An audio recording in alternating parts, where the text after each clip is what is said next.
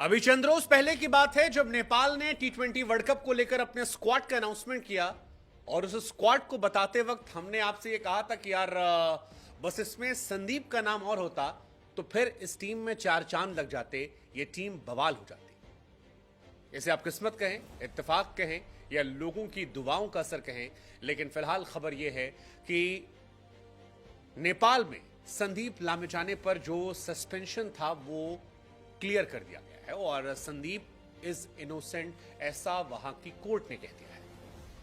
बहुत बड़ा मूवमेंट है नेपाल क्रिकेट के लिए, क्योंकि संदीप नेपाल से निकलने वाले वो पहले क्रिकेटर थे जिन्होंने अंतर्राष्ट्रीय स्तर पर अपनी जान पहचान बनाई।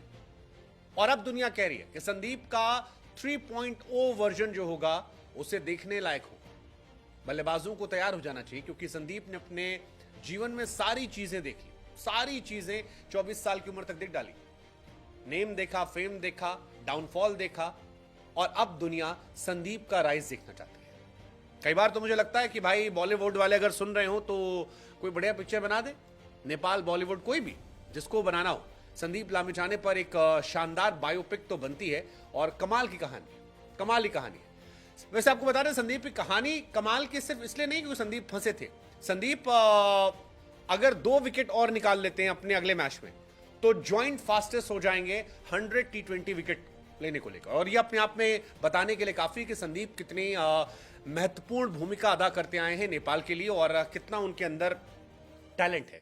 संदीप फिलहाल बहुत खुश हैं और शुक्रिया अदा कर रहे थे उन तमाम जजेस का जिन्होंने उन्हें बेकसूर बताया है। संदीप कह रहे हैं कि मुझे भरोसा था, बहुत टफ टाइम था, लेकिन मेरा साथ लोगों ने नहीं छोड़ा और मैं खुश हूं कि अब मैं अपने देश के लिए काफी कुछ कर सकता हूं। तमाम खिलाड़ियों ने भी, जिसमें आरिफ का नाम है, उन्होंने लिखा कि यार ऊपर वाला देख रहा था और हम खुश हैं कि हमारा चैंपियन जो है वापस आ रहा है। 25 तारीख वो तारीख है जब तक आप टी20 वर्ल्ड कप के लिए अपने स्क्वाड को चेंज कर सकते हैं और ऐसा हो सकता है कि शायद संदीप लामिछाने, या होना चाहिए, हो नहीं सकता, होना चाहिए कि आप संदीप लामिछाने को टी20 वर्ल्ड कप का हिस्सा बना लें, क्योंकि जो खिलाड़ी आपका कप्तान था, जिस खिलाड़ी ने नेपाल क्रिकेट को अंतर्राष्ट्रीय स्तर पर पहचान दिलाई थी, अब जब अदालत ने कह दिया है कि वो इनोसेंट है, वो बेकसूर है, वो बेगुनाह है, तब उसकी जगह बनती है, क्योंकि अंधेरा छट चुका है। कहा जा रहा है कि क्रिकेट नेपाल जो है वो एक बोर्ड मीटिंग तय करेगा और उसके बाद हो सकता है अगले 24 से 48 घंटे में संदीप के नाम का ऐलान हो जाए। संदीप के नाम की अगर अनाउंसमेंट होती है तो ये अनाउंसमेंट की जानकारी जो है ये हम आप तक ही पहुंचाएंगे। लेकिन फिलहाल खबर यही है कि संदीप जो है वो इनोसेंट है और पाटन हाईकोर्ट ने संदीप को लेकर वर्डिक्ट जो है वो दिया है और उस जजमेंट में उन्हें इनोसेंट बताया गया है। पुराने फैसले को पलट दिया गया। पुराने फैसले में संदीप पर 8 साल की सजा का ऐलान किया गया था और उन्हें कसूरवार ठहराया गया था। लेकिन अब संदीप पर जब यह मामला हटा है तब संदीप टी20 वर्ल्ड कप खेलने के लिए जा सकते हैं। लेट्स जस्ट होप कि वो जाएं। अगर वो बेकसूर हैं तो उनका बनता है, पहले वो कप्तान थे, अब जब वो इनोसेंट हैं तो नेपाल में जश्न मन रहा है।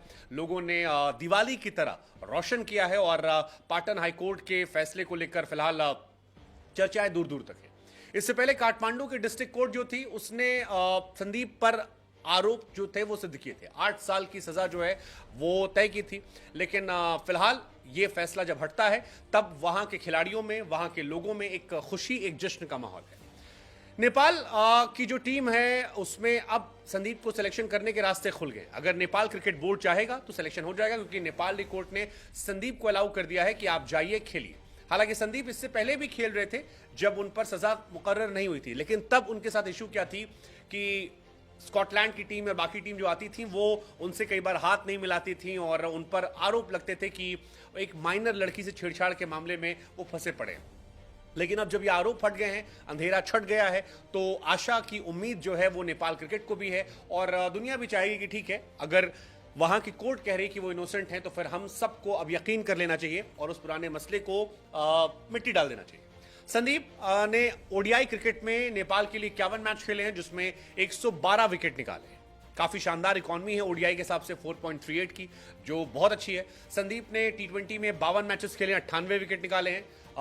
2 विकेट और निकालते, जैसा कि हमने कहा, वो जॉइंट हाईएस्ट फास्टेस्ट टी20 विकेट टेकर हो जाएंगे 100 विकेट लेने के मामले में। नेपाल का स्क्वाड आपको पहले ही बता चुके हैं कि रोहित कैप्टन है, आसिफ अनिल कुमार शाह, कुशल मल्ला, दीपेंद्र ललित, करण, गुलशन, सोमपाल, प्रतीश, सुंदीप, अविनाश, सागर, कमल, और इसमें अब एक नाम जो है वो ऐड हो सकता है संदीप लामेछाने का।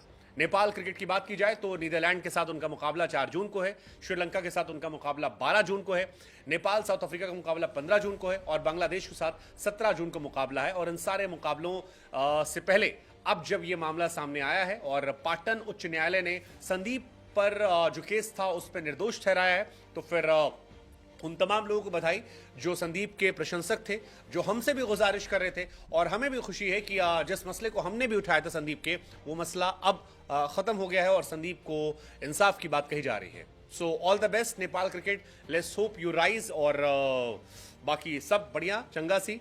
जय हिंद, जय भारत, जय नेपाल।